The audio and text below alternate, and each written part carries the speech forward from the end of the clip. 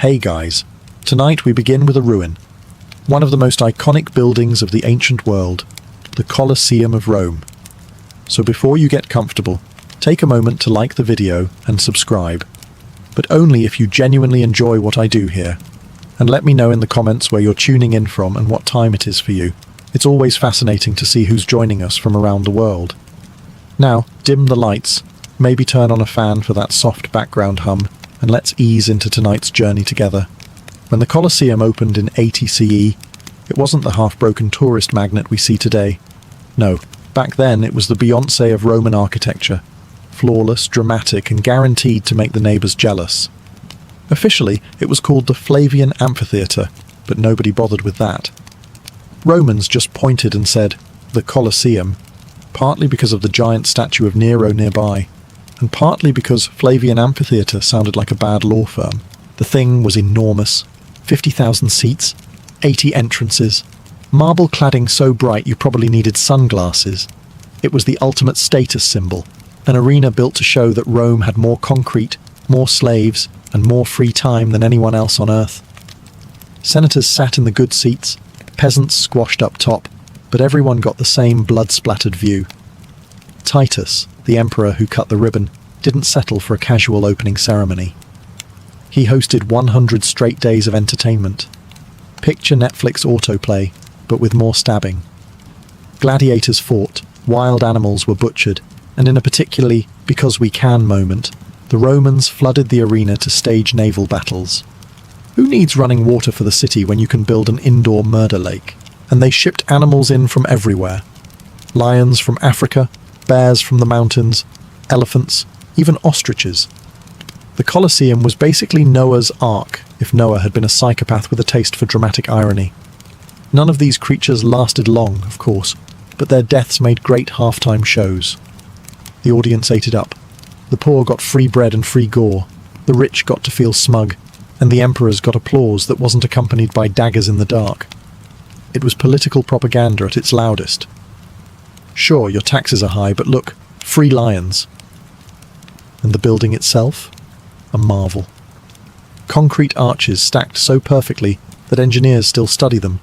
Iron clamps binding the blocks tight.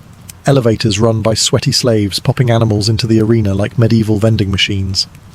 The whole structure screamed permanence. In its prime, the Colosseum was perfect. Round, marble-covered, and uncracked.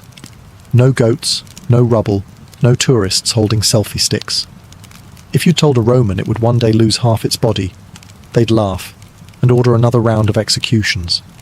Because in Rome, forever meant until the earthquakes show up. If the Colosseum was Rome's crown jewel, it was also its most efficient slaughterhouse. For centuries after its grand debut, the arena doubled as both mass entertainment and mass grave. No one left without seeing blood, unless you were blind, in which case you just got free bread. Gladiators were the main attraction. They weren't all slaves. Some were volunteers chasing glory, which really says something about Roman career options. Win enough fights, and you could earn freedom. Lose, and you were fertilizer for the sandy floor. It was a gamble with worse odds than playing dice drunk in a tavern, but it wasn't just men hacking at each other. The Romans loved variety. Exotic animals were shipped in from across the empire, often surviving weeks of miserable transport only to be stabbed on arrival. Lions from Africa, bears from the Alps, crocodiles from the Nile, all dragged in for the crowd's delight. Ostriches too, because nothing screams entertainment like watching a bird sprint around before someone spears it. The Colosseum was less zoo and more butcher's showcase. The Romans even staged full reenactments of battles. Prisoners of war were dressed up like barbarians, which, to be fair, they already were, shoved into the arena and slaughtered to recreate Rome's glorious victories. Imagine being forced to act in a play where the script ends with your decapitation. That was the Colosseum's idea of theatre. By conservative estimates, hundreds of thousands died inside those walls. Humans, animals, doesn't matter. The Colosseum drank blood like wine. The place became so soaked with death that later generations swore it was haunted. Frankly, it would be shocking if it wasn't. The irony. The building itself shrugged it off. Earthquakes would eventually crack it, Looters would eventually strip it, but centuries of constant murder didn't leave a dent. Stone arches stood proudly while the arena floor turned into a compost heap of bones, sweat, and broken dreams. The structure endured. The humans did not. So yes, the Colosseum became a stadium of bones, not metaphorically, but literally. Every show ended with a cleanup crew hauling out corpses while the crowd cheered for more. Rome called it entertainment. We might call it psychopathy. The Colosseum, meanwhile, just called it Tuesday. The Colosseum's glory days didn't end with a bang, but with a shrug. By the 5th century, the Roman Empire had more pressing problems than funding lion snacks. Barbarians were invading, emperors were being assassinated with the regularity of a Monday morning, and the treasury was emptier than a peasant's breadbasket. Gladiatorial combat, the whole reason this giant stone circle existed, fizzled out. By 404 CE, the last recorded gladiator fight took place, and the crowd had to find other ways to amuse itself, like rioting or complaining about taxes. Christianity's rise didn't help either. Church leaders weren't exactly fans of large-scale murder being treated as family entertainment. It's hard to preach mercy on Sunday and then watch a guy get eviscerated on Monday. So the Colosseum slowly fell out of use. Sure, a few animal hunts and public spectacles limped along for a while, but the heyday of "let's watch 50 lions eat 50 prisoners" was gone. Rome itself was crumbling, literally and politically. When Visigoths sacked the city in 410, they didn't even bother finishing off the Colosseum. Why waste energy? The place wasn't pulling in crowds anymore. The empire split, the western half died, and the once mighty stadium just sat there. No more emperors showing off naval battles. No more roars of approval as thumbs decided who lived or died. Just a giant arena growing quieter each year, as if the building itself was embarrassed to still be standing while Rome's power was circling the drain. By the time the Middle Ages rolled around, Romans had developed the medieval equivalent of selective amnesia. The Colosseum wasn't the jewel of the empire anymore. It was just that really big crumbling thing in the middle of town. Locals wandered past it daily, probably muttering, "Somebody should do something about that," and then didn't. The saddest part?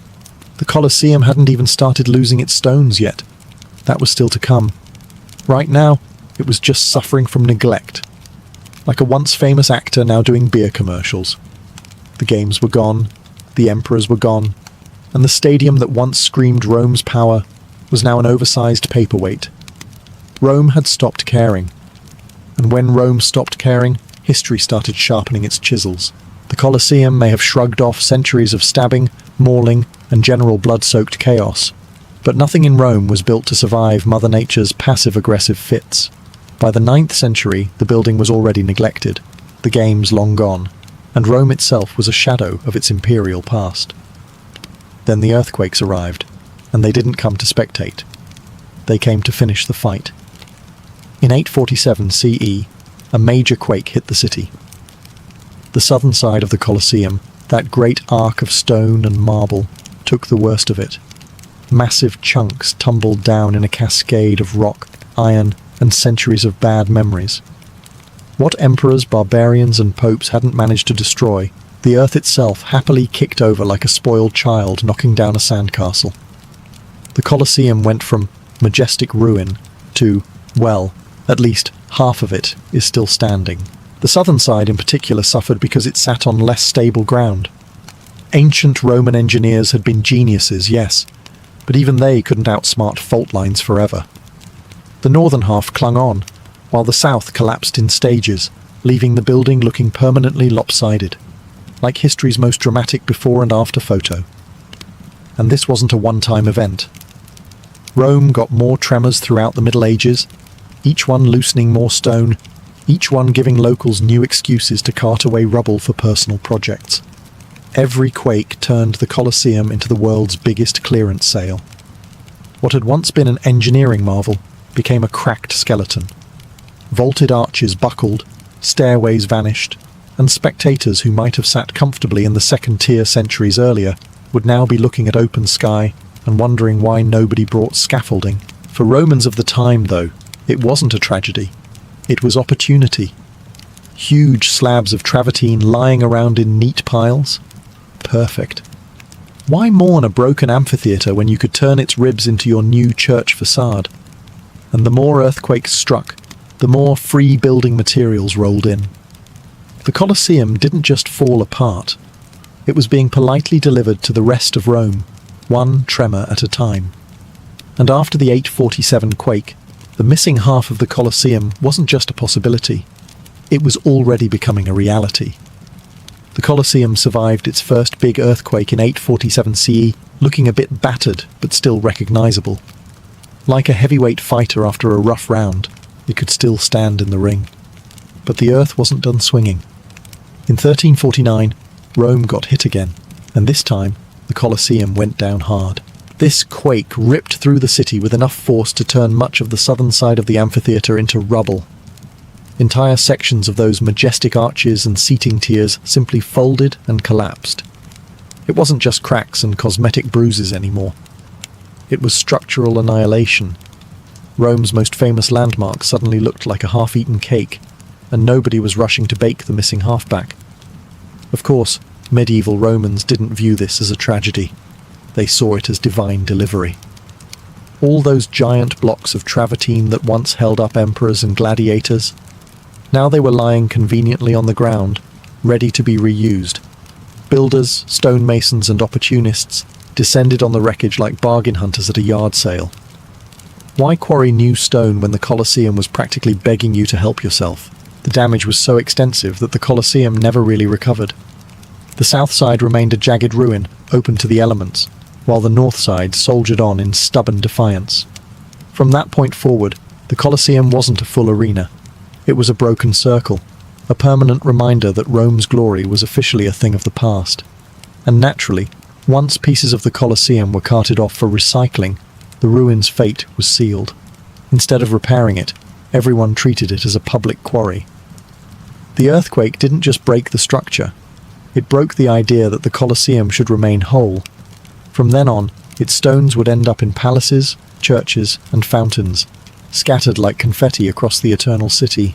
The 1349 quake was the fatal blow. Not the fall of Rome, not invading barbarians, not centuries of blood-soaked games. Nope. It was the ground shrugging and saying, enough. The missing half of the Colosseum wasn't planned. It was delivered in one catastrophic tremor. And Rome never looked at its greatest monument the same way again. After the quake of 1349, the Colosseum wasn't seen as a wounded masterpiece. It was seen as a very convenient pile of free construction materials. Rome had officially rebranded its greatest arena from imperial monument to public quarry. Think about it. Why trek out to distant stone quarries when the finest travertine blocks in Italy were lying around in the middle of the city? No back-breaking labour, no transportation problems. Just stroll over to the Colosseum, pry out a few stones, and you were in business. It was medieval recycling, but with less environmental guilt and more vandalism. Noble families got in on the action first. Palaces don't build themselves, and nothing said wealth and power quite like walls made of Colosseum marble. Bit by bit, those fallen arches were carted away and reassembled into the mansions of Rome's elite. The Frangipani family even fortified part of the Colosseum itself, turning it into a personal fortress. Because why stop at looting when you can move in? The church wasn't innocent either. If you've ever admired St. Peter's Basilica, or any number of Rome's ornate churches and fountains, you've probably admired pieces of the Colosseum without realizing it. Popes were more than happy to strip pagan marble from a crumbling amphitheatre to give God's house a facelift. After all, what better way to honour the faith than with repurposed gladiator bloodstones? For everyday Romans, the Colosseum became less a landmark and more a medieval Home Depot. Need a slab for your workshop floor? Help yourself. Need stone for a wall? Grab a piece from the arena. The arches that once thundered with cheers now echoed with the sound of chisels hacking away at their bones. The Colosseum wasn't destroyed in one dramatic collapse. It was slowly dismantled by centuries of practicality. Earthquakes gave Rome the rubble. Romans gave themselves permission to cart it off. Piece by piece, the amphitheatre bled into the city around it. By the late Middle Ages, calling it a Colosseum was generous. It was more like an open-air warehouse. The missing half didn't vanish overnight. It was repurposed, swallowed by palaces, basilicas, fountains, and houses.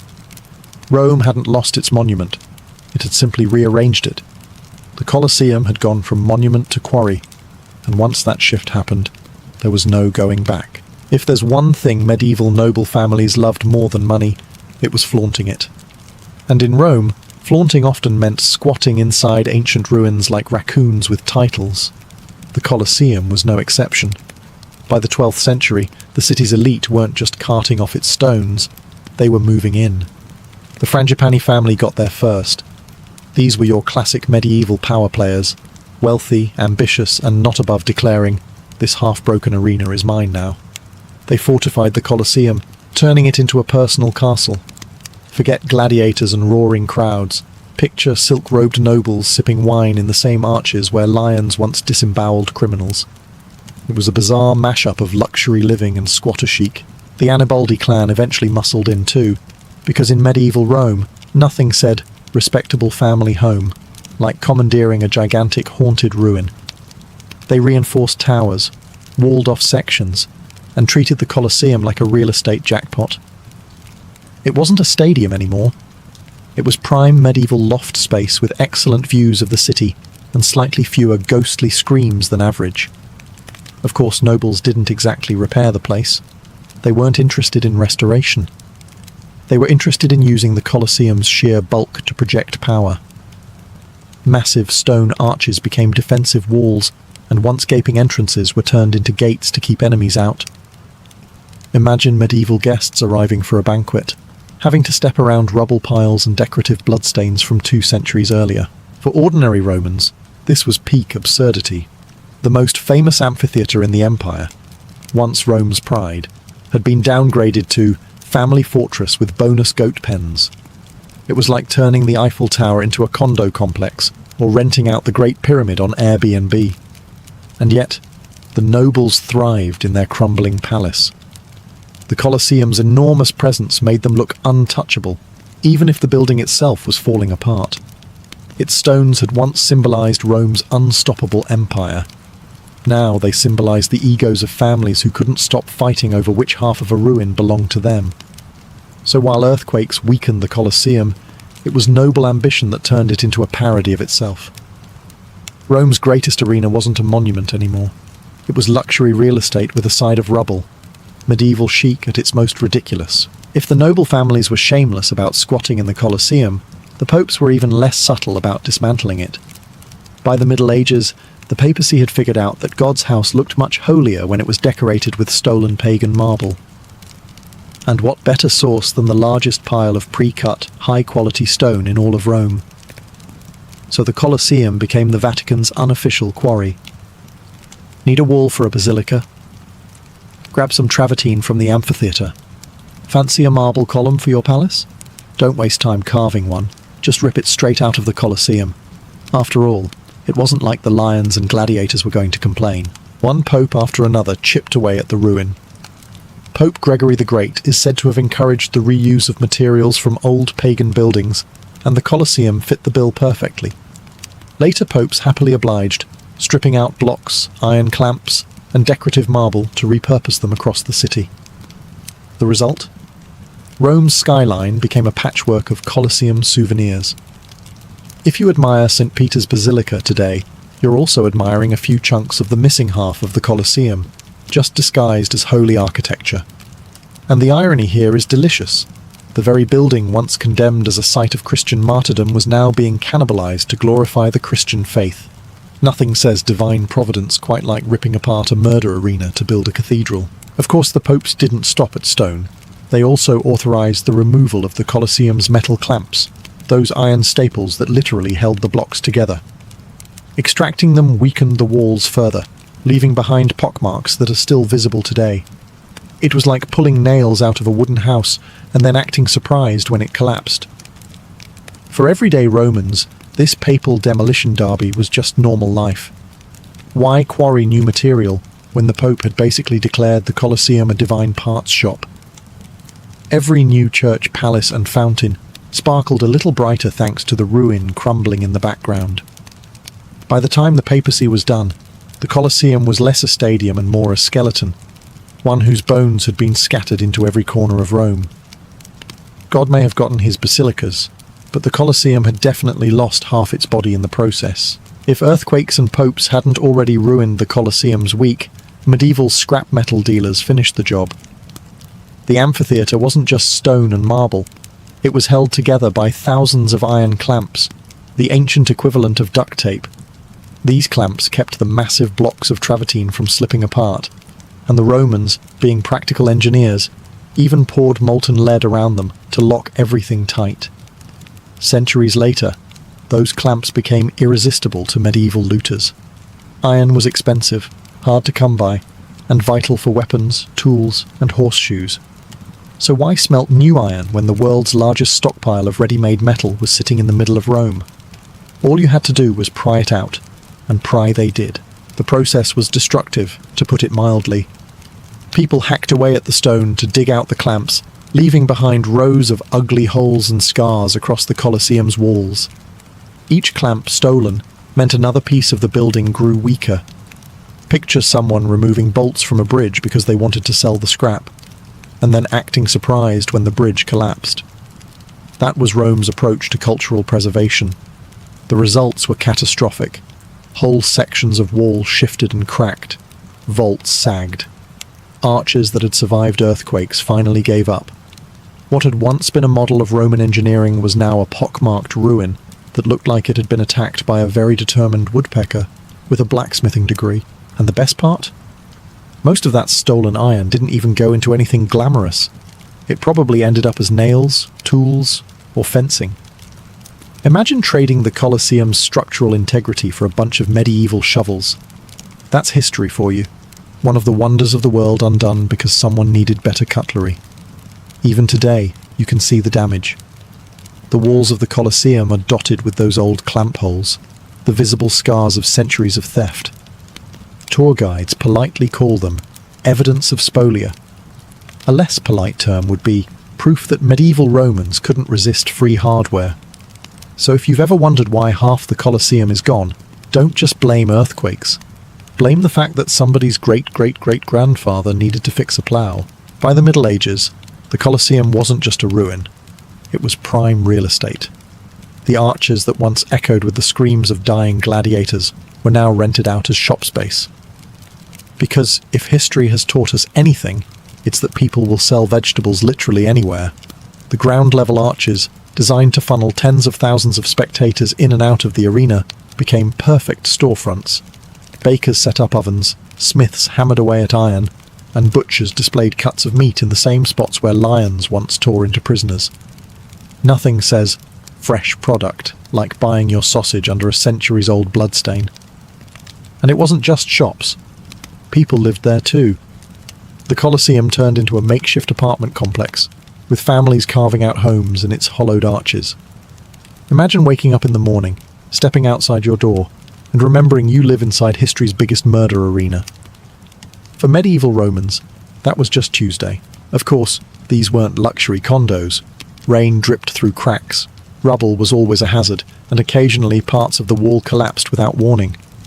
But hey, location, location, location.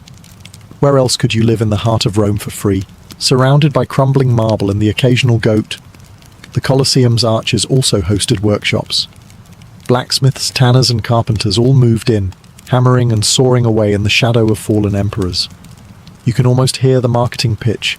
Come for the history, stay for the low rent.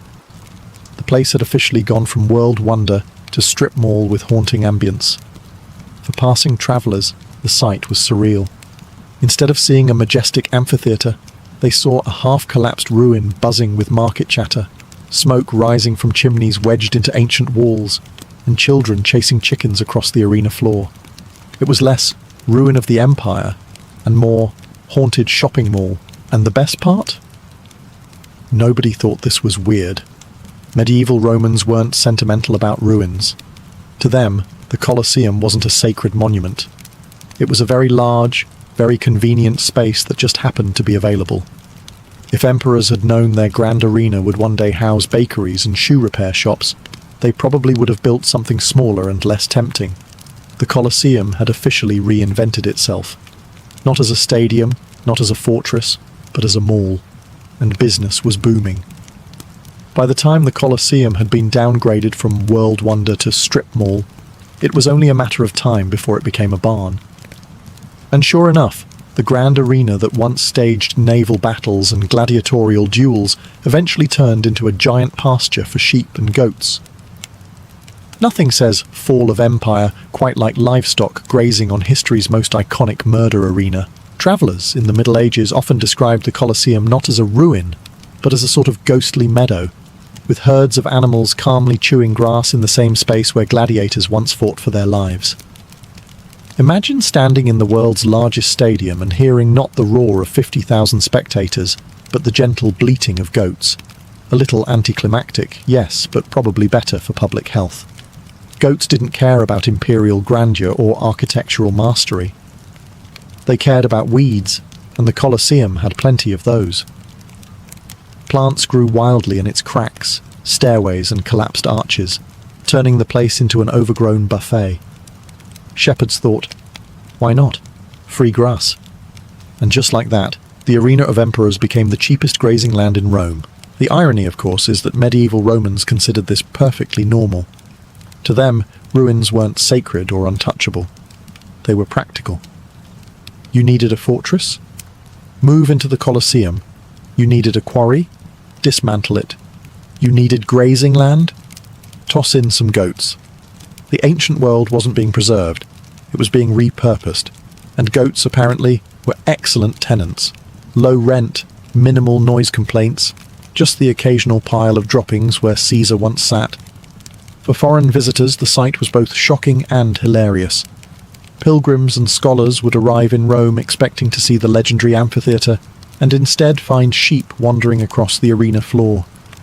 One chronicler noted that the Colosseum looked less like a monument and more like a ruined village green. That's medieval for wow, this is embarrassing. In a way, though, the goats were the Colosseum's most loyal fans. They kept showing up century after century, long after emperors, gladiators and nobles abandoned it. If walls could talk, the Colosseum might have said, "Out of all the crowds I've hosted, the goats are the easiest." The blood-soaked stadium had become a petting zoo. Not exactly the legacy the Flavian emperors had in mind. By the Middle Ages, the Colosseum wasn't just a ruin full of goats and workshops. It was also a place of supernatural gossip. Romans had stopped thinking of it as an arena and started treating it like a giant haunted monument. Half church, half ghost story. The logic was simple. Hundreds of thousands of people had died inside those walls. Gladiators, criminals, slaves, prisoners of war, animals. The place was basically one giant cemetery disguised as architecture. So naturally, locals whispered that the Colosseum was crawling with restless spirits. Strange noises at night? Ghost gladiators, obviously. Cold wind blowing through the arches? Must be the souls of martyrs sighing. Goat bleating in the dark? Okay, probably just a goat, but it didn't help the atmosphere. Christians, meanwhile, claimed the Colosseum as a holy site. They believed it was the place where countless martyrs had been executed for refusing to worship Roman gods. Whether that was completely accurate or not didn't matter. The story stuck. Soon enough, pilgrims were visiting the ruin not for its history, but for its holiness. A place once known for butchery became, paradoxically, a shrine. Popes leaned into this narrative because why not? Declaring the Colosseum sacred was a convenient way to discourage people from knocking it down even faster. It worked about as well as you'd expect. Sure, some respected it as a site of Christian suffering. Others still saw it as a free stone buffet. God's will, apparently, included building new churches with recycled arena walls. The double identity was striking. By day, the Colosseum was a barnyard and bazaar. By night, it was a whispered no-man's land, haunted by the echoes of dying gladiators. People prayed there, avoided it, and stole from it all at once. Only in Rome could a place be considered holy, cursed, and conveniently useful for firewood all at the same time. So, while earthquakes and looters physically tore the Colosseum apart, superstition chipped away at its reputation. It wasn't just a ruin anymore. It was a ruin with baggage. Sacred to some, terrifying to others, and hilariously practical to anyone who needed a roof beam. The Colosseum had officially gone from stadium to shrine to spook house. And it wasn't even finished reinventing itself yet. By the later Middle Ages, the Colosseum had taken on yet another identity.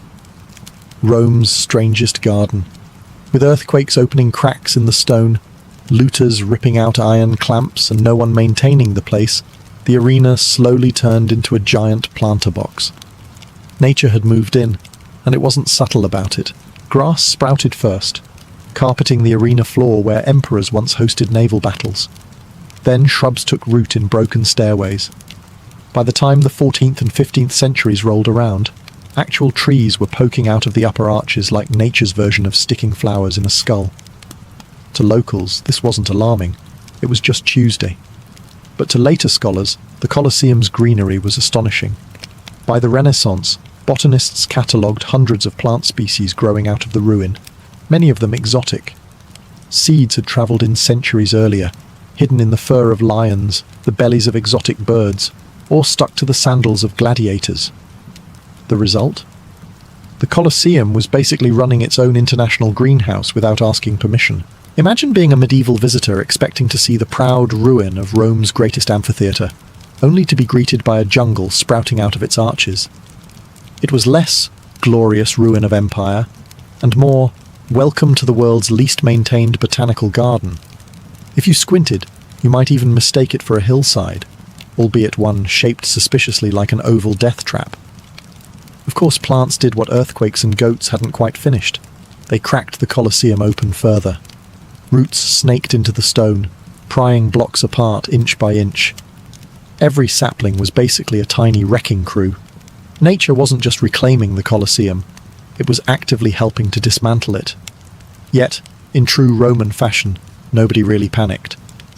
Locals shrugged, admired the flowers, and kept carting off marble. The ruin had survived emperors, gladiators, and popes. Why not let weeds have their turn? By this point, the Colosseum wasn't just half missing, it was half garden. It stood as a reminder that even the greatest feats of human engineering eventually double as landscaping projects. The empire had fallen, the goats had grazed, and now the plants were in charge. The Stadium of Bones had officially become the Stadium of Roots. By the time the 15th century rolled around, the Colosseum was less grand amphitheatre and more giant cautionary tale about deferred maintenance. Earthquakes had wrecked the south side, looters had stripped out iron clamps, popes had turned it into their personal quarry, goats had chewed the grass down, and plants were finishing the demolition with slow, steady root work. The Colosseum wasn't just damaged, it was too far gone to fix. Nobody even considered restoration. Medieval Romans didn't restore ancient monuments.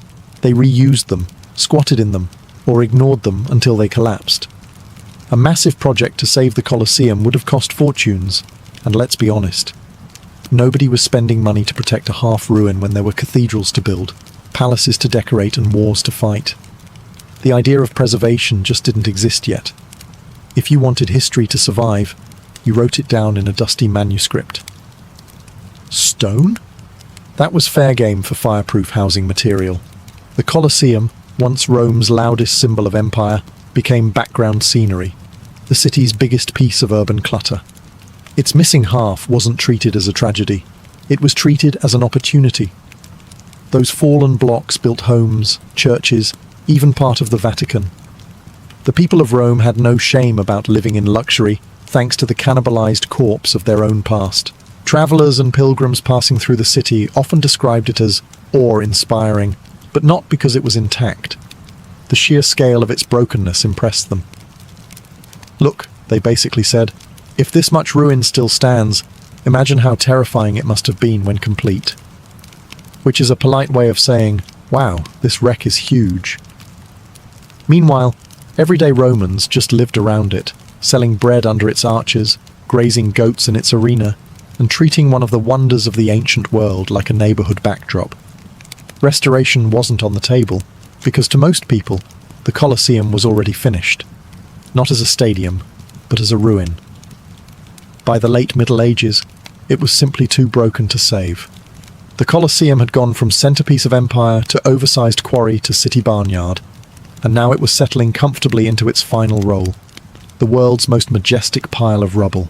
By the dawn of the 16th century, the Colosseum was no longer just a ruin. It was a ruin with a second life scattered all over Rome. If you've ever admired a grand church facade, a papal palace, or a fancy fountain in the Eternal City, chances are you've admired a piece of the missing Colosseum. The empire may have fallen, but its stones were still working overtime. Popes were some of the biggest culprits. Why commission expensive new quarries when you could simply peel marble off the Colosseum like wallpaper? The Basilica of St. Peter's? Boosted with Colosseum stone? Palaces for the Vatican elite? Same deal. The very structure once soaked in pagan blood was now literally holding up the house of God. Divine recycling at its finest. Noble families joined in too. The Colosseum's bones showed up in family mansions across Rome, because nothing said old money like decorating your living room with slabs stolen from the empire's greatest monument. Meanwhile, regular Romans carted off smaller chunks for workshops, floors, and staircases. The amphitheatre had gone from world wonder to DIY hardware aisle, and nobody felt guilty about it. By this point, the Colosseum's identity wasn't just fractured, it was distributed. Half of it still loomed in the city centre, cracked and half devoured by plants. The other half was scattered, hiding in plain sight, camouflaged as parts of Rome's new skyline. If you wanted to see the Colosseum in the 1500s, you didn't go to the amphitheatre. You went on a scavenger hunt across the city. And what makes it almost funny is that this cannibalization wasn't seen as destruction. To medieval and Renaissance Romans, it was progress. Why let a giant pagan stadium rot when you could put its bones to good use? To them, the Colosseum wasn't missing half of itself. It was just everywhere. So what happened to the missing half of the Colosseum? It didn't vanish into thin air. It turned into basilicas, fountains, palaces, staircases, and chimneys. It turned into everyday Rome. The Colosseum didn't die. It was repurposed, one stone at a time. In the end, Rome didn't lose the Colosseum. Rome became the Colosseum. The beating heart of the Roman legion wasn't the glint of steel or the thunder of marching boots. It was grain. Far more than a simple ration, it was the very engine of conquest.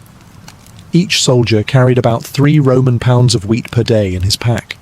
A heavy burden, but one that meant survival. Without it, the empire's campaigns from the forests of Germania to the deserts of Syria would have ground to a halt. Grain was the universal equalizer of the legion. Whether you were a hardened veteran of 20 campaigns or a raw recruit just tasting war for the first time, your daily allowance was the same.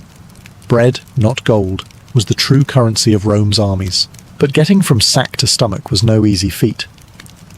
Legionaries essentially carried their kitchens on their backs.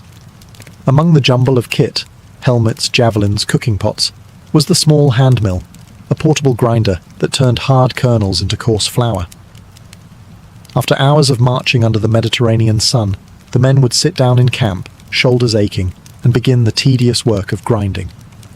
It was noisy, exhausting, and dusty, but there was no escaping it. Flour meant bread, and bread meant energy for another day of conquest. The bread itself was nothing luxurious. Sometimes it was baked into rough loaves over embers, other times it was pressed into flat cakes that could be cooked quickly on heated stones. On long campaigns, soldiers might bake twice as much as they needed, leaving some to harden into what was essentially military hardtack. Chewy, dry, and nearly tasteless, but durable enough to last through forced marches and sieges. It was the taste of discipline, plain, repetitive, but dependable. What made grain so essential was its predictability. Unlike herds of animals, which demanded pasture, or vegetables, which spoiled quickly, wheat could be stored, transported, and rationed with mathematical precision. Roman supply lines were often little more than chains of mule carts loaded with sacks of the stuff. Generals knew this truth well. A hungry legion couldn't fight, no matter how brave its soldiers. Julius Caesar himself once noted that a commander's first duty was to keep his men fed. So when we picture Rome's legions, we shouldn't just imagine shields glinting in the sun or banners fluttering in the wind. We should picture weary men, grinding wheat after a long march, turning kernels into survival, and bread into empire. The sword may have carved Rome's dominion, but grain was the quiet force that sustained it. If bread was the fuel of Rome's legions, then Posca was the drink that washed it down. And no, it wasn't the rich, velvety wine of Roman banquets. Far from it. Posca was sour, sharp, and smelled more like vinegar than any vintage. Yet for the common soldier, it was indispensable. A mixture of water, cheap wine gone bad, or sometimes just straight vinegar diluted enough to be drinkable, Posca was the liquid companion of the march. To the modern palate, it would taste like punishment.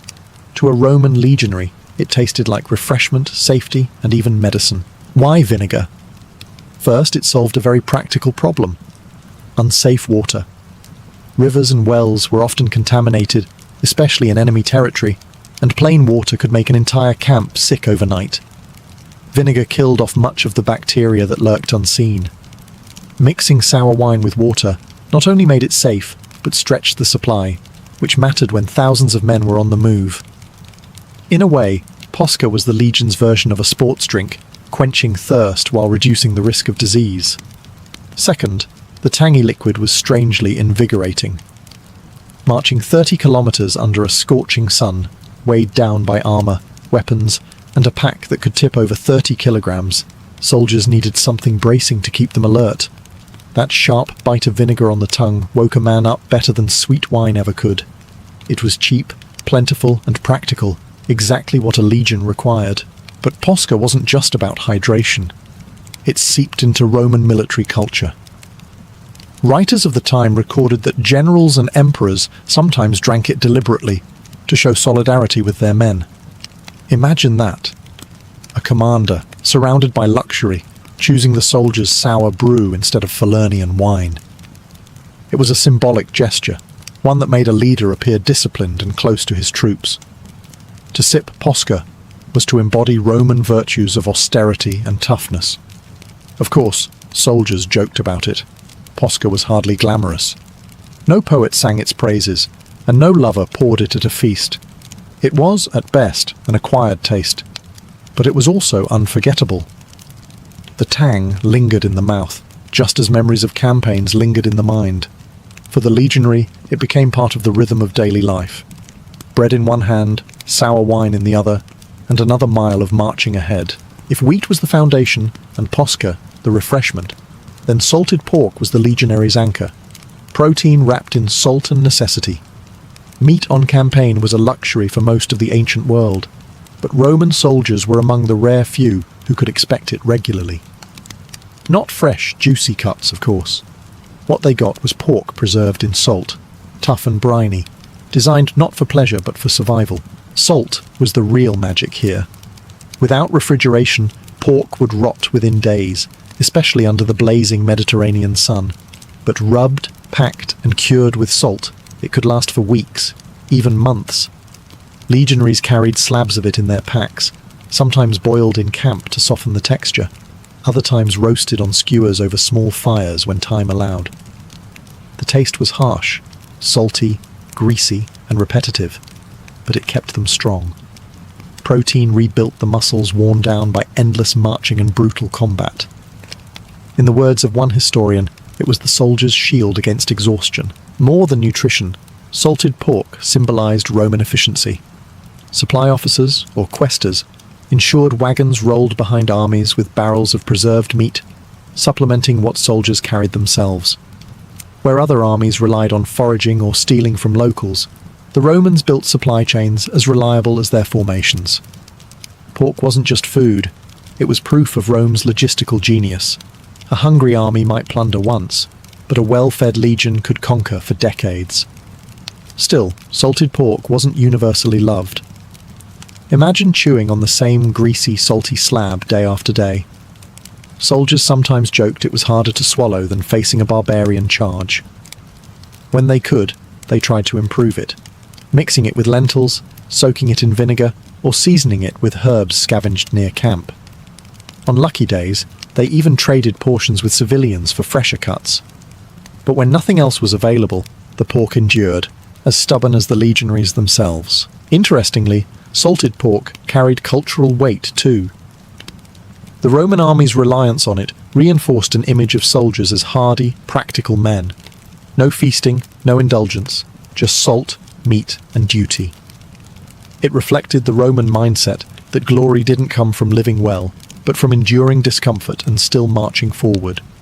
So while the poets of Rome sang of feasts with roasted boar and fine wine, the real empire builders, sweaty men in sandals and armor, chewed salted pork by firelight, their faces lit by embers, dreaming not of banquets but simply of another day's survival. If salted pork was the legionary's heavy, briny burden, then hard cheese was his modest comfort. Dense, portable, and surprisingly nutritious. Unlike soft cheeses that spoiled quickly, the Romans relied on aged varieties, so firm they could be carried in a pack for weeks without crumbling to dust. Hard cheese gave soldiers fat and protein, a vital counterbalance to the endless bread and porridge. In a world where calories meant survival, cheese was a compact miracle. Cheese held an advantage beyond nutrition, versatility. Soldiers could nibble it straight from their rations, crumble it over grain porridge, or melt it into stews to soften the harsh saltiness of pork. A simple pot of boiling grain transformed into something hearty when a soldier tossed in a hunk of cheese, releasing its oils and flavour. For men who marched 30 kilometres a day and slept on hard ground, these small improvements meant everything. Food wasn't just fuel, it was morale. But cheese wasn't only practical, it was symbolic of Rome's agricultural backbone. Herding was common throughout Italy and the provinces, and supplying cheese to legions reminded soldiers of home. A piece of aged cheese might connect a legionary in distant Syria to memories of his father's farm in Latium. That simple link could turn the drudgery of military life into something bearable, if only for a moment. The army also prized cheese for its durability in diverse climates. Grain could mould in damp weather, pork could go rancid if improperly cured, but cheese, if aged correctly, endured the extremes of rain, snow, and desert heat. This reliability made it a quiet cornerstone of military logistics. Roman supply officers stocked wagon loads of it, knowing it would last longer than fresh food. Of course, cheese wasn't always a delight. Legionaries sometimes mocked it as stone food, because the hardest varieties could nearly break a tooth. The quality depended on where the army marched, sometimes cow's milk, sometimes goats or sheep's, and sometimes whatever the locals could be convinced or forced to provide. Still, even the toughest chunk of goat cheese was welcome after weeks of monotonous bread and vinegar. In the end, cheese may not have the heroic image of swords or shields, but it served as quiet armor against hunger. It was the food that survived the campaign alongside the men, enduring hardship with them. When the fires burned low and soldiers chewed on hardened rations, cheese reminded them that Rome's strength wasn't only in conquest, but in the humble, enduring provisions that kept its armies alive. If bread filled their bellies, pork fueled their muscles, and cheese lifted their spirits, then vinegar kept them alive.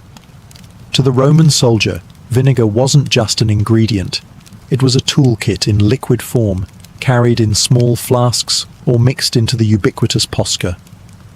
It was the taste of discipline, a sharp tang that touched almost every aspect of legionary life, from the kitchen to the battlefield infirmary. On the most practical level, vinegar was preservation. Drenching meat or vegetables in it kept rot at bay, allowing the army to stretch rations beyond their natural limits. Soldiers often soaked old bread in vinegar and water to soften it, turning stale, tooth-breaking lumps into something at least chewable.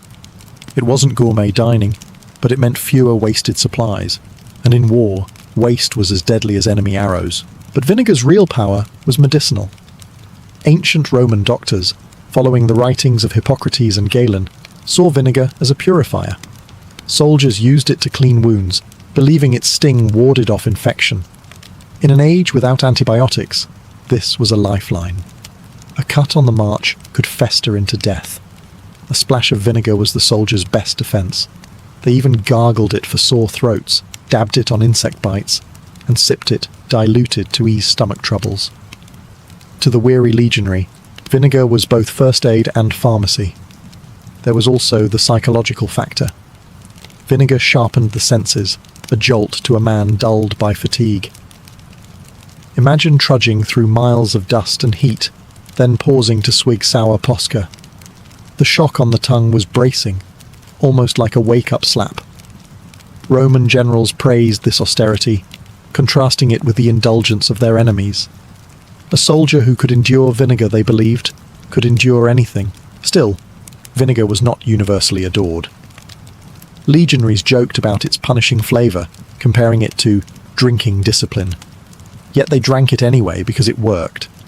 Unlike wine, it didn't intoxicate. Unlike plain water, it didn't kill you. It was bitter, yes, but bitterness was part of the Roman way. In the end, vinegar embodied Rome's military philosophy. Simple, practical, and effective. Not designed for comfort, but for endurance. As soldiers doused bread, cleaned wounds, or gulped sour mixtures by firelight, they proved that Rome's empire was not built on luxury. It was built on resilience, sharpened by the taste of vinegar. The Roman legionary was more than a fighter. He was a moving kitchen. Each man carried his own little pantry and cookware, strapped to a furca, a wooden pole slung over the shoulder like a yoke. On it hung a cooking pot, a pan, and whatever supplies he had been issued: grain, pork, cheese, and vinegar. To the modern eye, this may look more like the gear of a poor traveller than that of a soldier. Yet this portable kitchen was the secret to Rome's mobility. Unlike many armies of the ancient world, the Romans didn't rely entirely on baggage trains or civilian camp followers to cook for them. Each soldier was expected to prepare his own meals, either alone or with the men of his contubernium, the squad of 8 men who shared a tent. At the end of a long march, once the camp walls and ditches were dug, the air filled with the clatter of pots and the smoke of hundreds of fires. Bread was baked on hot stones, pork boiled to soften its salt, and cheese melted into stews. In a matter of hours, an army of thousands became a sprawling outdoor kitchen. This system was genius for several reasons. First, it gave the legion autonomy. If the baggage train was delayed or ambushed, soldiers could still feed themselves. Second, it built camaraderie. 8 men, crammed into a tent, cooking, eating, and joking together each night, became brothers as much as comrades. The kitchen was not only a source of food, but of loyalty. Of course, it wasn't always pleasant. After 20 miles of marching, grinding flour, and boiling pork wasn't anyone's idea of relaxation. Smoke stung eyes, bread burned, and more than one legionary probably cursed as his hard-earned meal toppled into the dirt. But discipline demanded routine, and routine bred survival. To skip the grindstone or the fire was to risk weakness in the next day's battle. In a sense, the Roman soldier's kitchen was a reflection of Rome itself. Practical, rugged, and relentlessly efficient. No banquets, no luxury, just fire, grain, and the stubborn will to keep marching. As soldiers stirred their pots under the stars, surrounded by the hum of thousands doing the same, they carried not only their kitchens but the very rhythm of Rome's empire on their backs. A Roman soldier's life was measured in miles. Some days it was 20 kilometers, others 30, sometimes more if urgency demanded it. And through it all, the soldier carried not just weapons and armor, but also his sustenance, his rations on the march. The legion wasn't followed by endless carts of delicacies. It was an army designed to feed itself, to move fast, and to endure. Mobility was Rome's greatest weapon, and food discipline made it possible. The standard ration pack included grain, pork, cheese, and vinegar. But a soldier couldn't always cook while on the move. In those cases, the grain was parched, roasted over a quick flame to make it edible without grinding. It wasn't fine bread, but it kept hunger at bay. Hard cheese could be eaten straight, while strips of salted pork were gnawed on like jerky.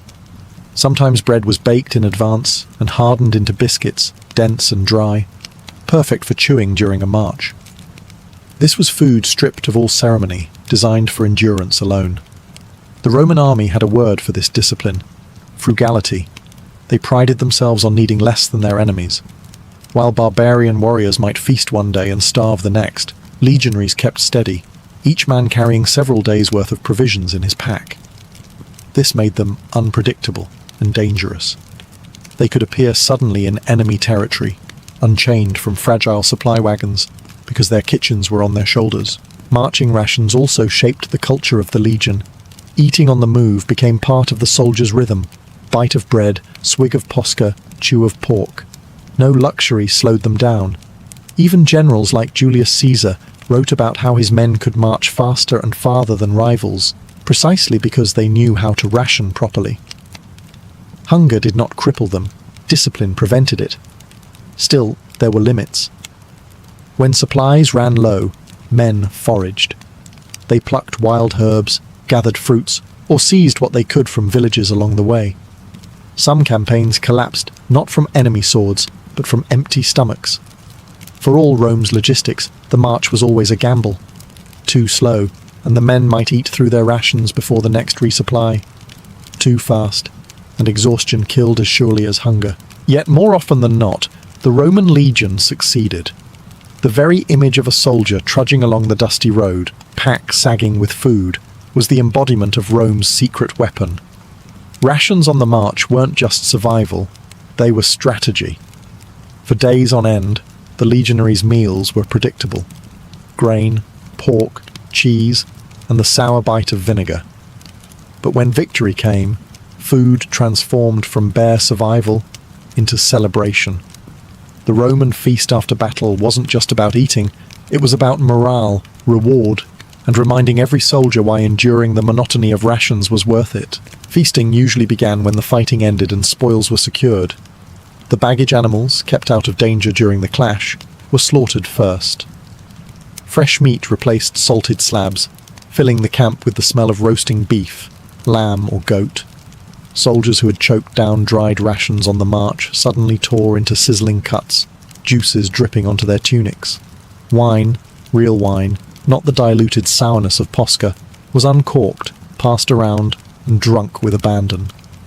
For a night, the army shed its austerity and revelled. These celebrations served a deeper purpose. Victory feasts reinforced the bonds of the contubernium and the legion as a whole. Sitting shoulder to shoulder around fires, men who had survived battle together now toasted one another. The simple act of eating transformed into ritual. Meat roasted over shared flames, bread broken and passed, laughter rising above the embers. Even the most hardened centurion knew that food could heal what battle had broken. Commanders understood this too. Generals often distributed captured food as rewards, ensuring loyalty by filling bellies.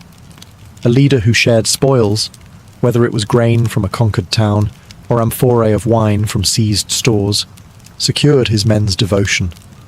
Soldiers would forgive many hardships if they knew that victory promised feasting. The contrast was part of the magic.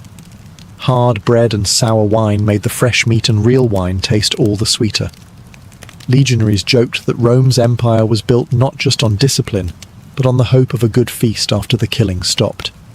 These moments of indulgence were rare, but they lingered in memory, carried forward into the next grueling march. Yet, even in celebration, moderation was expected. Discipline was never far from the table. Tomorrow might bring another battle, another march, and commanders feared that drunkenness could undo what victory had secured. So the feasts, though joyous, were bounded by order. Romans celebrated not as revelers, but as soldiers who knew duty would soon call again. For one night, though, the campfire was brighter, the food richer, and the laughter louder. In those fleeting hours, victory tasted not of vinegar and salt, but of triumph itself. When we think of Rome's conquests, we imagine gleaming swords, disciplined formations, and banners unfurled against foreign skies. Yet beneath the steel and spectacle lay something far more decisive: food. Rome's true weapon was not just the gladius, but the ability to feed its armies anywhere, at any time, for as long as needed. The empire wasn't built only on blood and stone. It was built on bread, pork, cheese, and vinegar. The genius of Roman logistics was that food was strategy. Legions didn't just fight. They carried the infrastructure of survival with them. Grain mills clattered in camp, portable kitchens fired up every evening, and supply lines stretched like veins across conquered lands. Enemies who relied on plunder or feasting quickly collapsed when campaigns dragged on. Rome, by contrast, could starve its foes into submission, not because its soldiers ate better, but because they ate consistently. Predictability beat plenty. Food also acted as propaganda. A soldier might endure weeks of monotony, but he knew his ration was guaranteed. 3 pounds of grain, salted pork, a measure of cheese, and the sour security of Posca. That guarantee created loyalty. Generals who provided food earned trust. Those who failed saw mutiny.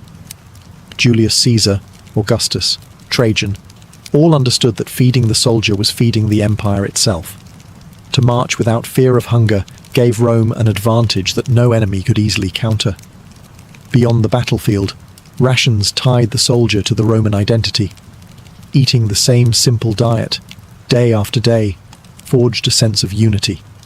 A soldier from Gaul, another from Italy, and another from Syria might not share a language, but they shared bread from the same sack, pork from the same barrel, cheese hardened in the same sun. Food erased difference, shaping an army that thought of itself not as mercenaries but as Romans. Even centuries later, when the empire strained under its own weight, food remained central. Shortages and disrupted supply lines often spelled disaster more than any barbarian spear. The collapse of Rome was as much about the breaking of its breadbasket as it was about the breaking of its borders. So when we picture the legions, we should remember this truth. Rome conquered because it could eat. Grain was the empire's lifeblood, salted pork its muscle, cheese its comfort, and vinegar its shield. Together, they marched farther than any weapon could. The Roman legion wasn't just a war machine, it was a mobile kitchen, and its provisions were as mighty as its swords. To step inside a Saxon mead hall was to step into the very heartbeat of the community. From the outside, these buildings seemed unremarkable. Long wooden halls built from timber, their roofs steeply thatched to shed rain, their walls sealed against wind. But inside, they transformed into something greater than wood and straw. At the centre of it all burned the hearth, a great fire that never seemed to die. Its flames cast dancing light across smoke-darkened beams, filling the hall with warmth, shadows, and the faint tang of ash in the air. The hearth wasn't merely a fireplace, it was a symbol of life itself. In a world where winters were long and the nights seemed endless, fire meant survival. But in the mead hall, it meant more. The hearth's glow drew people together, gathering warriors, lords, poets, and servants beneath one roof. It was here that communities found their strength, not on the battlefield or in the fields, but around the warmth of firelight. At night, the hearth transformed the hall into a theatre of fellowship. Warriors returning from campaigns sat shoulder to shoulder with their comrades, their mail glinting in the fire's glow. Their lord, seated at the high table, was illuminated not only by flame, but by the loyalty of those who pledged themselves to him. Around them, the room buzzed with life. Dogs dozed near the embers, servants carried platters of food, and the scent of roasting meat mingled with the heavy sweetness of honeyed mead. The hall's design itself centered on the hearth. It was no accident that the fire sat in the middle of the space. Every conversation, every feast, every song circled around it. The hearth bound the room together, just as it bound the people within. A Saxon warrior might see the flames as a reflection of his own life, fierce, fleeting, and sustained only by fuel. Without fire, the hall grew cold. Without loyalty, the community would falter. So when we speak of Saxon mead halls, we must first speak of their hearths. They were more than warmth against the chill. They were symbols of unity, loyalty, and endurance. In their glow, strangers became comrades, warriors became brothers, and a hall became a home. The feast was the heartbeat of the Saxon mead hall. More than a simple meal, it was a ritual that blended survival with ceremony, binding warriors and kin together through the act of eating. when the long tables were laid with roasted meats, steaming bowls of porridge, and loaves of coarse bread, the mead hall became something more than a shelter. It became the living symbol of unity. To feast in the hall was to be recognized. A warrior seated at the table had earned his place, whether through loyalty to his lord, valor in battle, or steadfast service to his kin. The distribution of food was never random. It was a subtle language of honor. A man who was given a generous cut of meat or a place closer to the Lord's high table knew he was respected. In contrast, a lesser warrior or a newcomer might find himself at the far end of the benches, his portion smaller, his status uncertain. The feast was as much about reinforcing hierarchy as it was about filling stomachs. Yet the mood of these gatherings was not cold or formal. The mead hall's atmosphere pulsed with life. The clatter of wooden trenchers, the snapping of bones, the laughter of comrades echoing beneath the rafters, all of it gave the sense of belonging. Servants hurried between tables, pouring horn after horn of mead, ensuring the drink of honey flowed as freely as the conversation. With every shared dish and every refilled cup, trust deepened. The feast also served as a stage for loyalty. Lords were expected to be generous, rewarding their warriors with not only food but gifts of gold rings, weapons, or finely woven cloaks. In return, warriors pledged their continued service. This exchange of generosity and loyalty created a cycle that kept Saxon society stable. A feast wasn't just about food, it was about politics, economy, and survival. And in the warmth of the hall, with bellies full and spirits lifted, the harsh realities of life, raids, famine, endless toil, seemed a little farther away. For one night, the hall was a world apart, a place of abundance in a land often defined by scarcity. In Saxon culture, to eat together was to live together. Each feast strengthened the invisible bonds between men and their lord, between families and their community. To be denied the feast was exile. To be welcomed at the table was life itself. If bread and meat filled the body, mead filled the spirit. To the Saxons, mead wasn't just a drink, it was liquid culture, the golden thread woven through every feast and gathering. Brewed from honey, water, and sometimes herbs or spices, mead carried with it the sweetness of summer fields and the labour of bees. In the mead hall, it became something greater, the drink of warriors, poets, and kings. The act of drinking was never solitary. Horns and cups were passed down the benches, each filled and refilled by servants who moved tirelessly through the smoky air. To raise a horn of mead was to share not only a beverage, but a bond. It was the taste of loyalty, fellowship, and the fragile peace of men who lived with war always at their doorstep. Mead encouraged laughter, loosened tongues, and gave courage to those who needed it. Under its influence, warriors told stories, poets recited sagas, and lords made promises that could shape the fate of their people. But mead was more than a social lubricant. It carried symbolic weight. The honey it was made from was considered a gift of the gods, sacred and life-giving. Drinking mead was, in a sense, partaking in that divine blessing. It was thought to bring wisdom, fertility, and strength. No wonder poets compared it to liquid gold, and warriors believed it fueled not only their bodies but their courage on the battlefield. The communal aspect of drinking also reinforced hierarchy. The lord often received the first and finest horn, served ceremoniously by the cupbearer, often a woman of noble standing. This act was more than hospitality, it was theatre. Every eye watched as the lord raised his drink, his authority shimmering in the firelight. When he drank, he confirmed his place as the hall's protector and provider. When his warriors followed, they silently renewed their oaths of loyalty. Of course, there was a darker side. Too much mead could loosen tempers as easily as tongues. Feasts that began in harmony sometimes ended in brawls, with spilled drink and blood mixing on the floor. But even this chaos was part of the mead hall's life, a reminder that fellowship was fragile, maintained by both generosity and restraint. In the end, mead was more than refreshment. It was memory in liquid form, a drink that captured loyalty, celebration, and the fleeting joy of life in a harsh world. To drink was to live, to remember, and to be remembered. At the head of every mead hall sat its master, the Saxon lord or Hluford, literally giver of bread. His role was more than political. It was symbolic, spiritual, and deeply practical. The mead hall existed because of him, yet he was defined by how he conducted himself within it. His authority rested not only on the strength of his sword, but on the generosity of his hand. When warriors gathered in the hall, all eyes turned toward the high seat. The lord was expected to preside over the feast, to welcome allies, and to dispense both food and gifts. Rings of gold, fine weapons, and cloaks woven with foreign dyes were not mere luxuries. They were the currency of loyalty. To give was to bind. Each gift was a silent contract. In return for generosity, the warrior owed service, courage, and unswerving loyalty in battle. This generosity was more than show. In a society where wealth came from land, cattle, and plunder, redistribution kept power stable.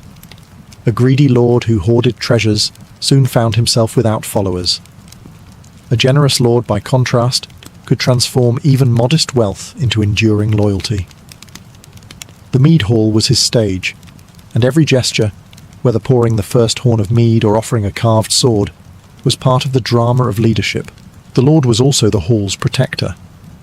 It was his duty to ensure that those who feasted beneath his roof were safe, that no enemy breached its doors, and that the hearthfire never went out. The hall's glow symbolized his strength. As long as it burned, his people knew they were secure. Stories recited by poets often praise lords not only for victories in war, but for the warmth and abundance they provided in the hall. Yet this role came with weight. A lord who failed to provide food, drink, or protection risked losing his warriors' loyalty. Betrayal in the hall could be as fatal as betrayal in battle. To preside poorly was to weaken the bonds that held the community together. In the end, the Saxon lord was as much a host as a warrior. His hall was not simply a dwelling, but a living symbol of his ability to give, protect, and lead.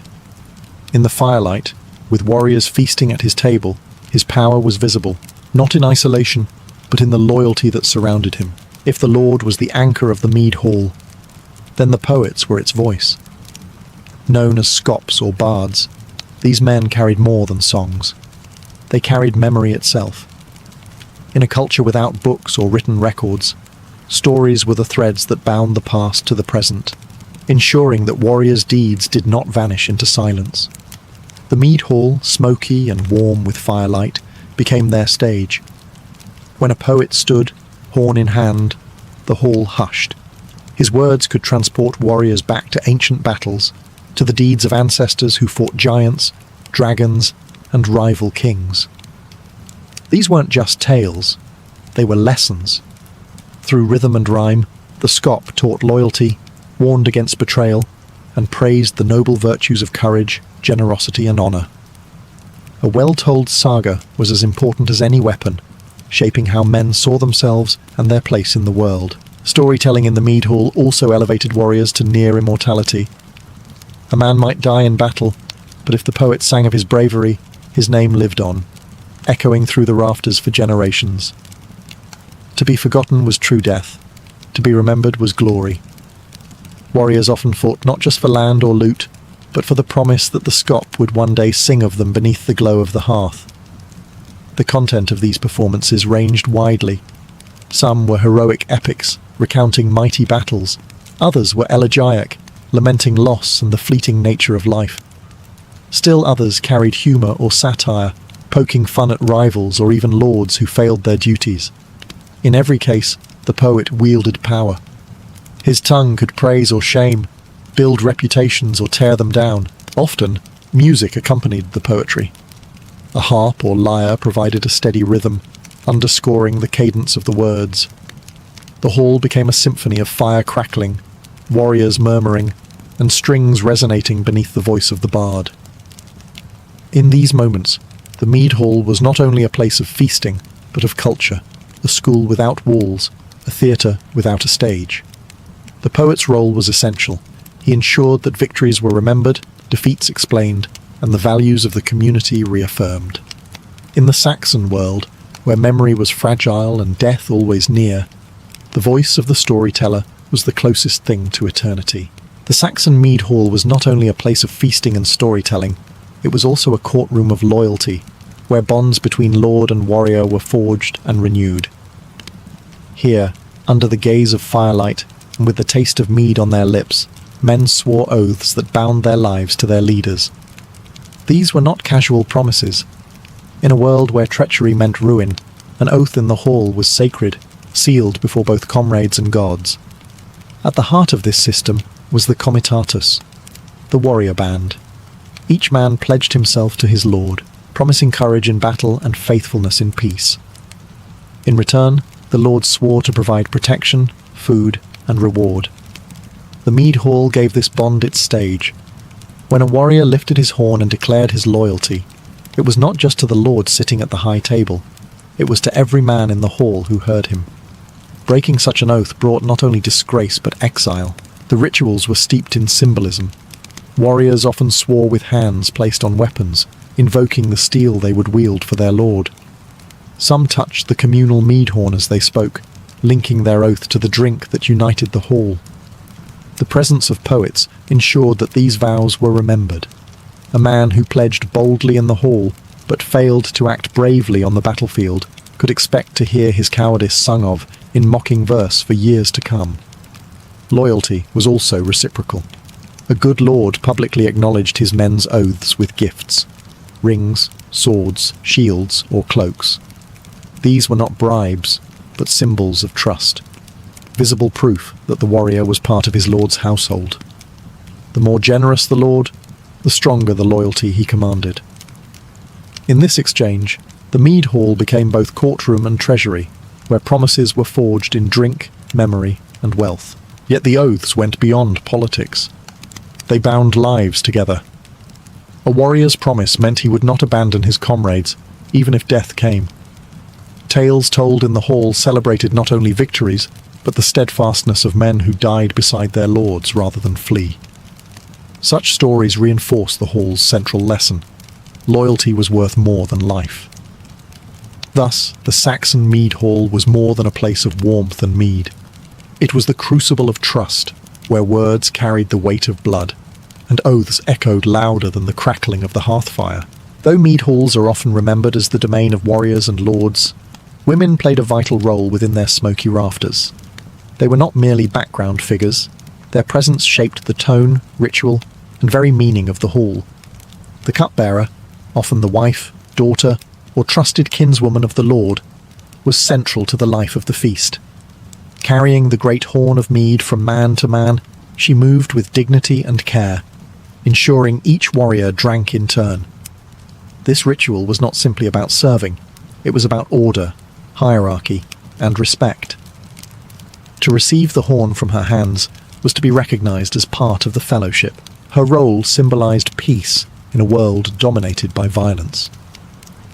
A woman's movement through the hall softened the edge of rivalry, reminding warriors that loyalty was as much about community as it was about bloodshed.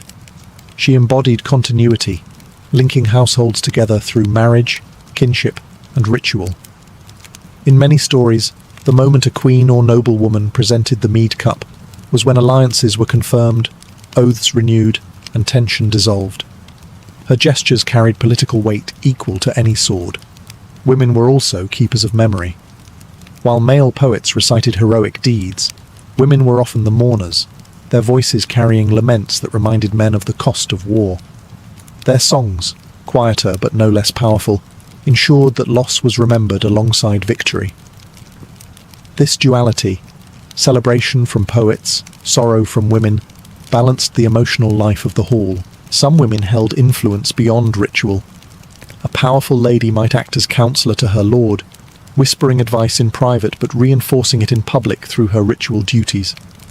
Her presence in the hall reminded warriors that leadership was not solitary. It was sustained by household and kin.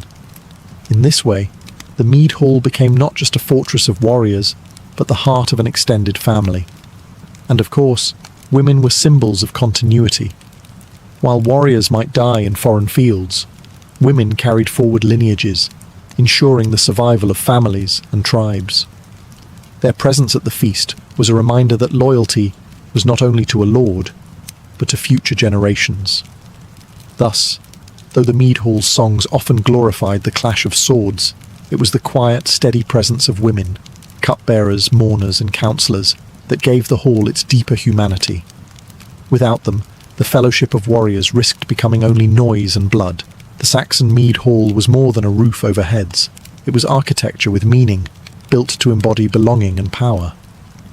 From the outside, the hall might appear simple, a long wooden building, its thatched roof pitched steeply against the rain, smoke curling from gaps in the beams. But step inside, and its design revealed its true purpose: to gather, to unify, and to impress. The hall's shape was deliberate.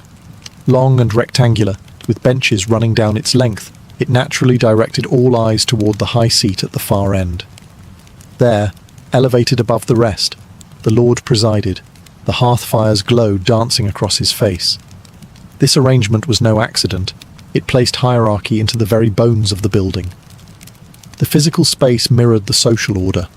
Lord at the head, warriors ranked along the sides, servants and newcomers toward the edges. Every plank and beam reinforced who belonged where. At the centre burned the hearth, the hall's true heart. Positioned so its smoke rose through the roof's opening, it lit and warmed the entire space. But it was more than practical. The hearth symbolized community itself, the fire around which people gathered, the light that pushed back darkness. No corner of the hall was untouched by its glow. To sit in its warmth was to be part of the whole. To be outside was to be forgotten. The architecture also amplified experience. The high ceilings carried sound, making the clash of laughter, song, and poetry echo grandly. Rafters darkened by smoke became canvases for memory, each stain a reminder of years of feasting. Carved posts and decorated beams sometimes displayed patterns of beasts or knots, linking the structure to myth and tradition. The hall was not just built, it was inscribed with identity. Importantly, the mead hall was a communal space, not private property. Unlike the lord's sleeping chamber or a warrior's tent, it belonged to everyone who had earned a place within it. Its architecture invited participation: long tables for shared meals, benches for collective sitting, open space for poetry and storytelling. It was designed to erase isolation, to make each man feel part of a larger brotherhood. Thus, the mead hall was not only timber and thatch, it was a building that spoke. Its walls reminded warriors of loyalty, its hearth of unity, its high seat of authority. To cross its threshold was to step into belonging, to know one's place within a community bound by firelight and fellowship. Though the smoke of Saxon hearths has long since faded, the mead hall's legacy lingers in story, language, and cultural memory. These wooden halls, once filled with the laughter of warriors and the drone of poets, were not merely buildings. They were symbols of identity. They represented the centre of community life, the place where power was displayed, loyalty sworn, and memory preserved. Even after their timbers rotted, their echoes survived in legend. Epic poems like Beowulf immortalize the mead hall as the stage for both celebration and conflict. Hrothgar's Heorot, the Hall of the Heart, stands as an archetype, golden, bright, and alive with song, until threatened by the monster Grendel. The hall, in these tales, is more than backdrop. It is character. Its fall or survival mirrors the fate of its people. The Saxons may not have written much themselves, but their descendants preserved the image of the mead hall as a cultural heart. The hall's influence also shaped medieval concepts of kingship and hospitality. Later, great halls of Norman and English castles carried forward the tradition. High tables, central hearths, communal feasting. Even today, when we picture medieval banquets, we unconsciously trace the Saxon model. The idea that a ruler proves his worth by feeding and rewarding followers is an inheritance from those smoky timber halls. The mead hall's legacy lies not only in architecture or ritual, but in values. It embodied the balance of generosity and loyalty, of storytelling and memory. Warriors sought glory, but it was the hall that guaranteed remembrance. Poets sang of deeds, Women passed the horn. Lords gave gifts, all within walls that bound the community into one. The Saxon mead hall taught that belonging is built not on stone, but on shared ritual. Even modern notions of fellowship, whether in clubs, taverns, or even the idea of a common room, owe something to this heritage. The glow of fire, the sharing of drink, the telling of stories, these are ancient rhythms that continue to define how humans bond. The mead hall may have been unique to its time, but the longing it fulfilled, warmth, kinship, remembrance, is timeless. In the end, the legacy of the Saxon mead hall is not its timber or thatch, but its spirit. Wherever people gather around a fire, lift a drink, and tell stories to remember who they are, the old halls live again. For the Saxons, time was not measured in neat rows of ink on parchment, but in the steady heartbeat of the natural world. The rise of the sun, the fall of the moon, the greening of fields, and the withering of leaves all told them what the calendar could not. Life was bound to cycles, of sowing and harvest, of cold and warmth, of hunger and plenty. And at each crucial moment of these cycles, the Saxons gathered in ritual and feast, marking their place in the great wheel of the year.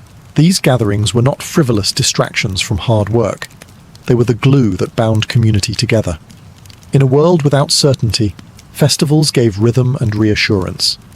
The harsh winter nights, when frost gnawed at doors and the sun seemed reluctant to return, were answered by blazing fires and shared mead. The restless days of spring, when fields demanded planting and warriors sharpened their spears, were marked by rites that blessed fertility and promised renewal. Even harvest itself, exhausting as it was, ended in celebration, a reminder that toil bore fruit and the community would endure another year. Religion lay at the heart of these cycles. Pagan gods and ancestral spirits were honoured at feasts with offerings of grain, meat, and drink. Fires symbolised the rebirth of the sun, while songs carried prayers for good fortune and safety in battle. To participate in a festival was to participate in the sacred order of things, a reminder that man's work on earth was tied to forces greater than himself. Yet these events were not all solemnity. They were also occasions of joy, laughter, and abundance in lives that were otherwise marked by hardship. Tables filled with roasted meats, horns of mead passed from hand to hand, and music echoed through the halls. People sang, danced, and told stories that stitched the community together. The festival was a rare moment when hunger gave way to plenty, fear to hope, isolation to belonging. For the Saxons, then, the year was not a straight line, but a circle. Each festival turned the wheel, marking both an ending and a beginning. Through fire, food, and fellowship, the Saxons not only survived the seasons, they gave them meaning. When winter pressed hardest, when the nights stretched long and the earth seemed lifeless, the Saxons turned to Yule. This midwinter festival was more than a holiday.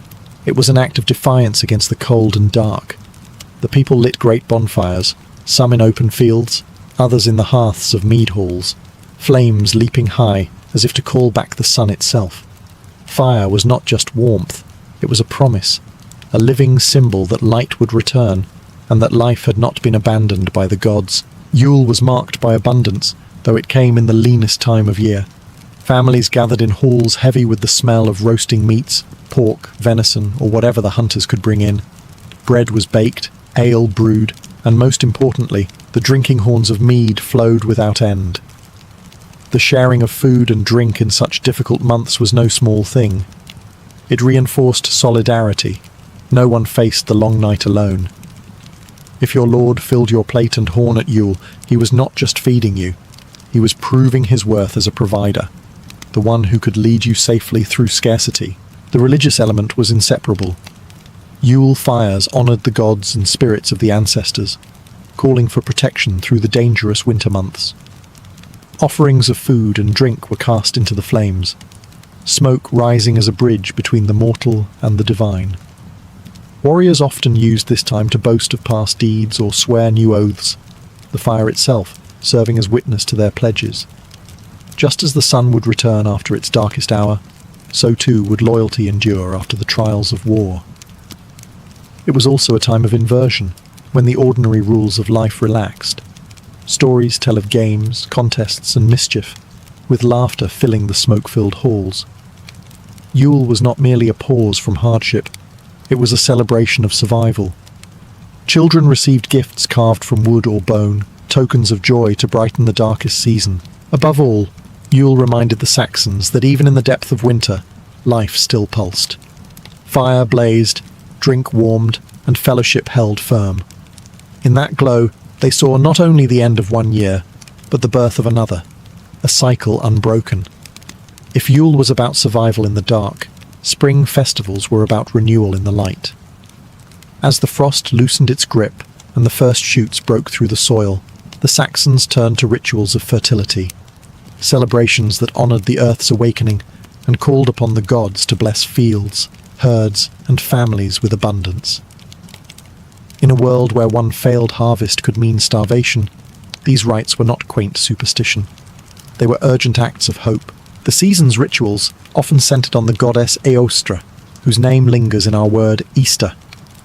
She was associated with dawn, rebirth, and fertility, her symbols tied to hares, eggs, and the returning sun. Offerings of bread, milk, and honey were made in her honor, placed on altars or buried in the earth as gifts to ensure the land's generosity. Fires were lit at dawn, their smoke curling skyward like prayers for good harvests.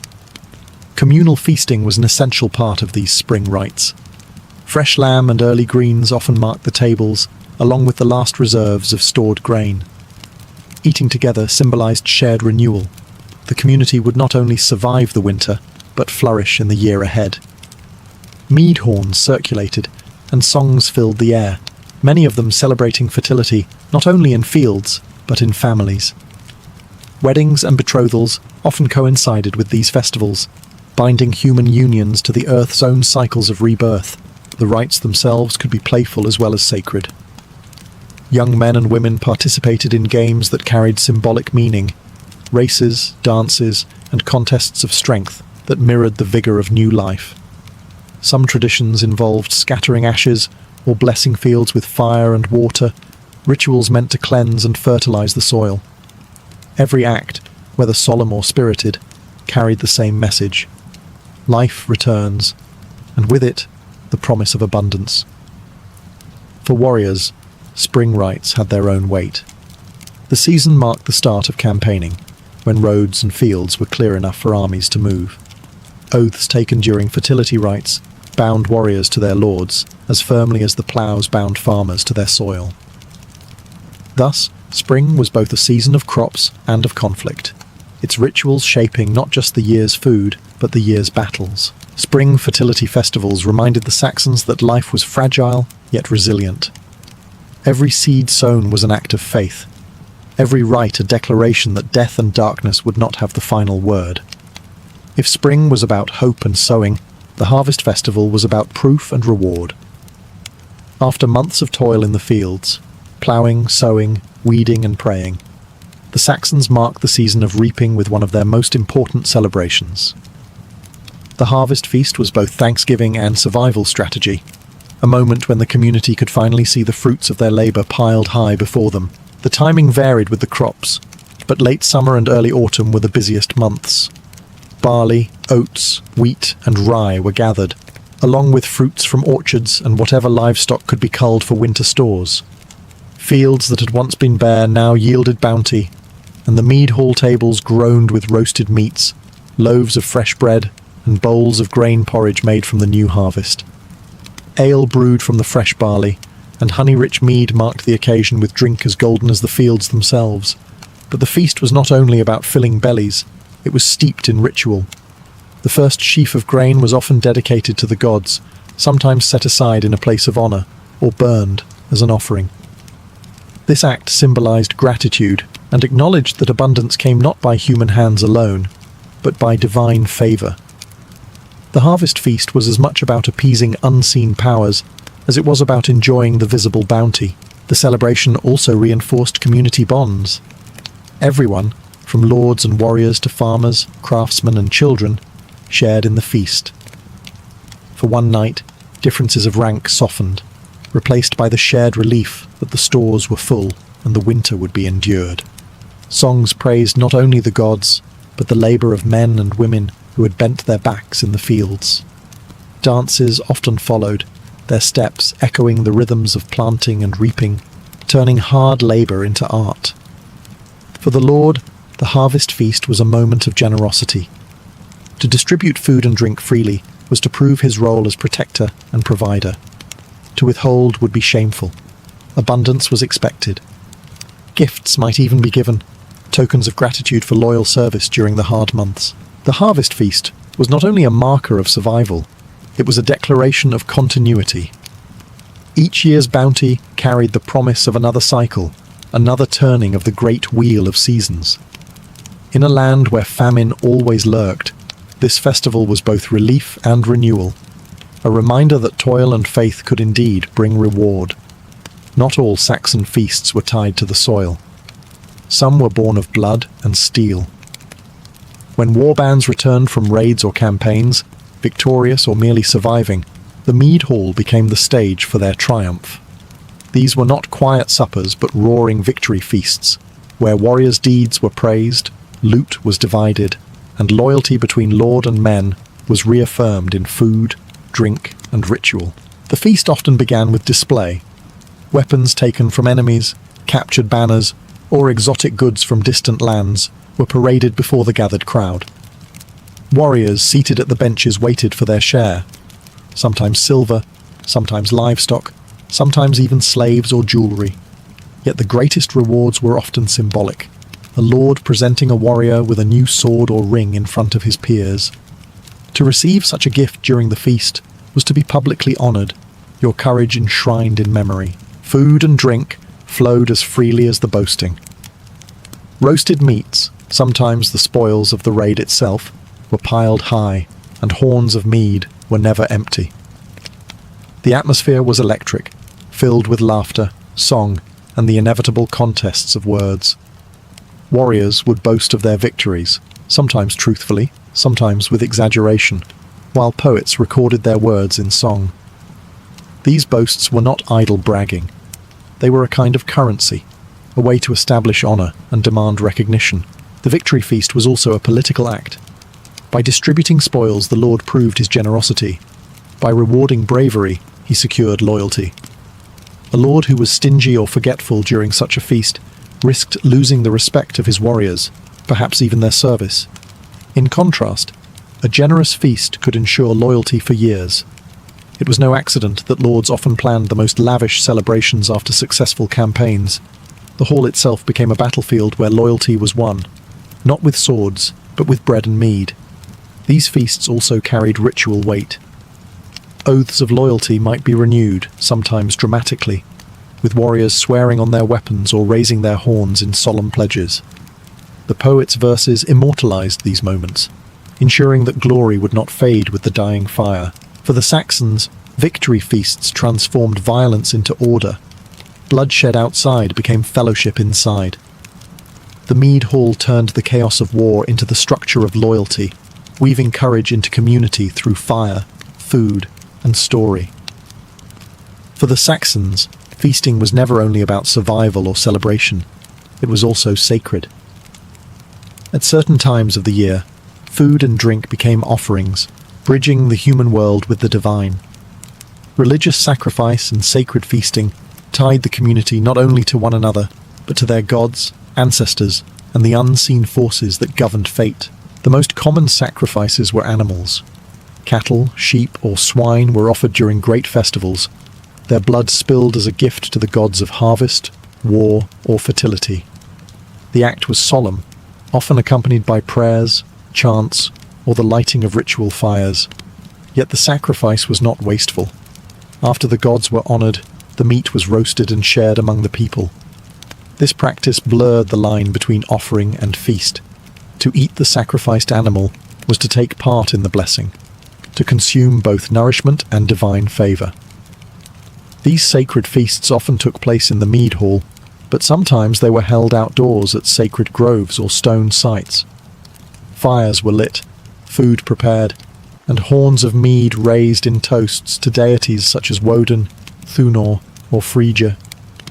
Each toast was both prayer and promise, asking for protection in war, fertility for the fields, or good fortune for the coming season. In this way, every bite and every sip became an act of devotion. The role of the Lord during these feasts was crucial. He acted as both host and priest, guiding the rituals and ensuring the offerings were made correctly. His ability to connect his people with the divine reinforced his authority. A Lord who led the feast well showed not only generosity, but spiritual power. His rule was sanctified by fire, food, and the gods themselves. Yet these occasions were not only solemn. Sacred feasts were also communal celebrations. After the sacrifices were made, the atmosphere often shifted to joy. Music swelled, storytellers performed, and the people feasted deep into the night. For the Saxons, piety and pleasure were not opposites, they were partners. To honour the gods was to celebrate life, and to celebrate life was to honour the gods. Religious sacrifice and sacred feasting reminded the Saxons that survival was never a human achievement alone. The gods provided, the ancestors watched, and the people responded with gratitude, offerings, and joy. In those moments, the line between the mortal and the divine blurred, and the hall glowed with more than firelight. It glowed with blessing. No Saxon festival was complete without entertainment. Once the sacrifices were made, the feasting done, and the mead flowing, the mead hall or village green transformed into a stage of laughter, competition, and music. Games, music, and merriment were more than diversions. They were rituals of joy, a way to bind communities through play as much as through prayer. The games varied with the season. In spring and summer, when the weather allowed, athletic contests dominated. Wrestling matches tested strength, while spear throwing and archery displayed martial skill. Young warriors proved themselves before their elders, earning admiration and sometimes mockery if they fell short. These contests were not idle sport, but training for battle disguised as entertainment. Victory brought prestige, and losing built resilience. The community watched, cheered, and remembered. Winter games were often played indoors, within the warmth of the hall. Dice, knucklebones, and board games, such as Taffel, filled the long nights, their clatter echoing beneath the rafters. These games mixed chance with strategy, echoing the Saxon view of life. Fate ruled all, but skill still mattered. Laughter and groans at the fall of dice reminded everyone that luck was as much a player as any man. Music carried equal weight. Harps, lyres, and drums provided rhythm for songs that could stir hearts or soothe weary souls. Skilled musicians could lift the hall into a frenzy or silence it into reverence. Poets and bards recited tales of gods, kings, and heroes, weaving entertainment with cultural memory. To hear one's ancestors honoured in verse was as sweet as mead, and to have one's own deeds sung was to taste immortality. Dance, too, filled the spaces between contests and song. Men and women moved in circles, stamping feet and clapping hands, their motions echoing the cycles of nature and the rhythm of community. Children ran between the dancers, mimicking their steps, already learning the traditions that would one day be theirs to keep alive. But perhaps the greatest merriment was simply the laughter. Festivals allowed space for humour, for jesters and fools to mock even the highest lord, their antics tolerated in the spirit of release. In a world of hard work, hunger, and danger, these moments of levity were essential. They reminded the Saxons that life was not only duty and survival, but also joy. Through games, music, and merriment, festivals balanced the sacred with the playful. They turned survival into celebration, making the bonds of fellowship stronger with every laugh, song, and contest. For the Saxons, festivals were not isolated events, but markers on the great wheel of the year. Each celebration announced a turning point in the cycle of nature, guiding people through darkness and light, scarcity and abundance. Unlike our modern calendars, where dates are abstract numbers, the Saxons lived by rhythms they could see and feel. The thaw of the earth, the height of the sun, the shortening of days. Every feast was both an ending and a beginning. Winter ended with Yule, when fire and mead pushed back the cold and called for the return of light. From there, the cycle turned towards spring fertility rites, which celebrated planting, rebirth, and hope.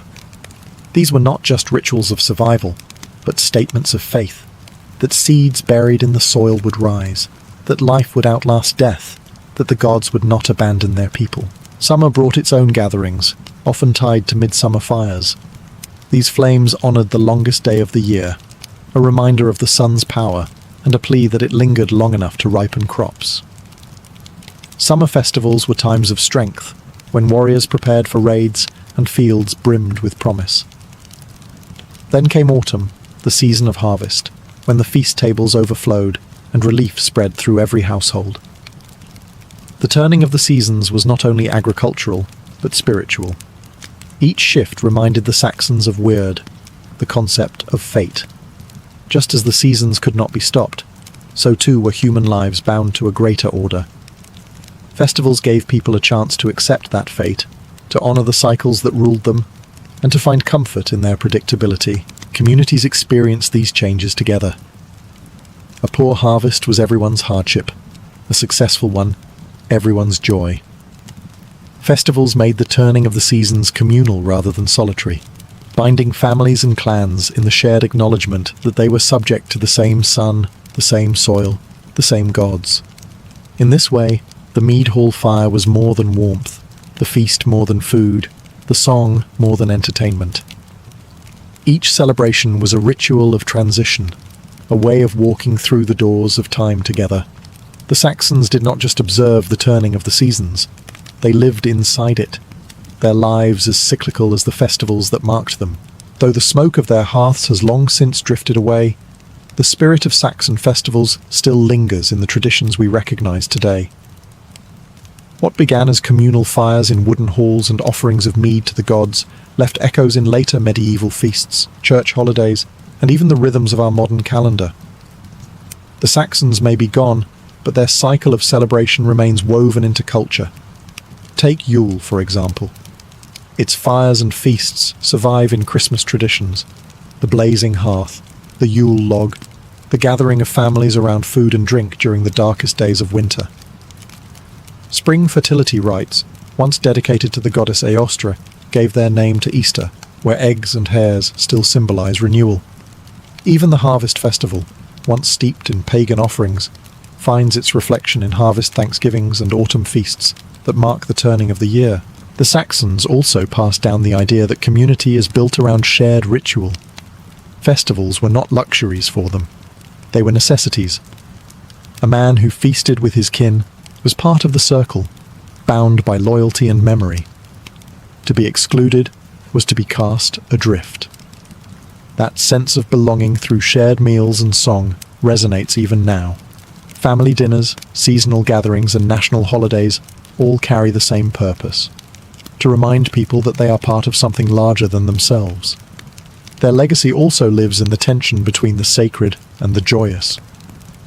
For the Saxons, no feast was purely religious or purely entertaining. It was always both. Sacrifice might be followed by song, solemn prayer by laughter. We too inherit that balance.